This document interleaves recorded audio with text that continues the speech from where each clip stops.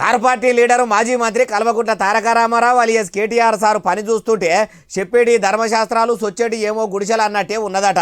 అగో సంస్కారానికి పెట్టింది పేరు క్రమశిక్షణ అంటే మా కారు పార్టీ అని చెప్పుకునే కేటీఆర్ సార్ ఇప్పుడు అంతా కాని పని ఏం చేసిండటారా మీరే చూడుర్రి. అసెంబ్లీ సమావేశాలు సురువైనాయి కదా. అయితే మొదటిసారి సమావేశాలకు వచ్చిన మాజీ సీఎం కేసీఆర్ సారు అసెంబ్లీలకు రాగానే సీఎం రేవంత్ సారు సీదా పోయి చేతుల చెయ్యేసి పెద్ద మనిషి అని దండం పెట్టి వస్తుంటే మాజీ సీఎం కేసీఆర్ సారు తతిమ లీడర్లు అంతా కూడా సీఎం రేవంత్ సార్ వచ్చిండని మర్యాద ఇచ్చి లేచి నిలబడి దండాలు పెట్టుకుని మర్యాదలు చేసుకుంటుంటే ముఖ్యమంత్రి హోదా కన్నా మర్యాద ఇయ్యకుండా ఇట్లా కుర్చీలనే కూర్చొని కోపంతో చూసుకుంటా మర్యాద కూడా ఇస్తలేడట. చూసినరా అసెంబ్లీలో కూర్చున్న అందరు ఎమ్మెల్యేలు లేచి దండాలు పెట్టుకుంటుంటే ఇట్లా కేటీఆర్ సార్ మాత్రం ఇట్లనే కూర్చున్నాడు.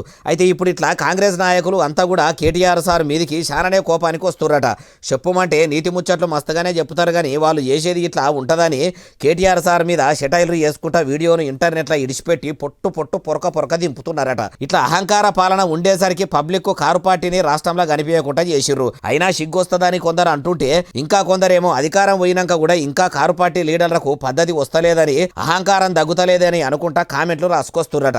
అయ్యా మాజీ మంత్రి కేటీఆర్ సారు కారు పార్టీ అంటేనే క్రమశిక్షణ పార్టీ, మా నోట్లకెళ్ళి మంచి మాటలు వస్తాయి అంటారు తప్పితే ఒక్క మాట కూడా గలీజు మాట రాదు.